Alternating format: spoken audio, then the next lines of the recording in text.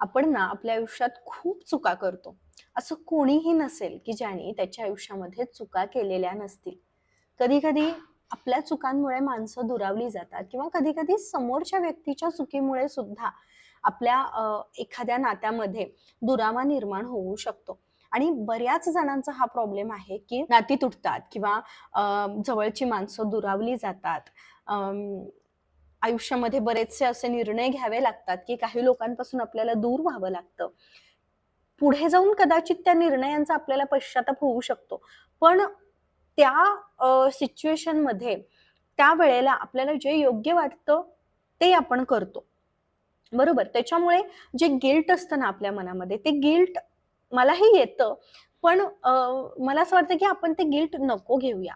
कारण त्या नात्यामध्ये असताना आपण छान जगलेलो असतो. आपण छान अनुभव घेतलेला असतो आणि मग जर आपल्यामुळे ते नातं थांबलं असेल, तर मग आपण स्वतःला माफ करूया आणि जर समोरच्यामुळे तसं झालेलं असेल किंवा समोरच्या व्यक्तीच्या एखाद्या चुकीमुळे आपण त्या नात्यातून बाहेर पडलो असू, मग ते नातं कोणतंही असू शकतं, अगदी कोणतंही. तर मग आपण समोरच्या व्यक्तीला सुद्धा माफ करूयात. आपण हे शिकूयात, की स्वतःला माफ करणं, समोरच्या व्यक्तीला माफ करणं आणि मग त्या नात्यामधल्या सगळ्यात चांगल्या-चांगल्या ज्या गोष्टी आहेत ना, त्या आठवूयात.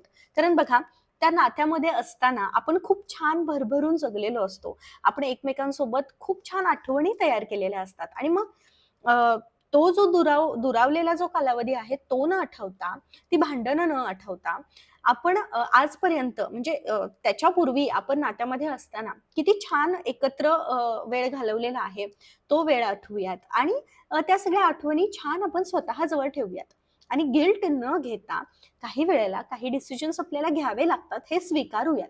त्यावेळेला तो डिसिजन आपल्याला योग्य वाटला म्हणून आपण तो घेतला, हे आपण स्वीकारूयात आणि त्याच्यामुळे गिल्ट घ्यायचं नाहीये. आपल्याला ठीक आहे, चुका होतात. प्रत्येकाकडून होतात. अगदी आपल्याकडून होतात, समोरच्याकडून पण होतात.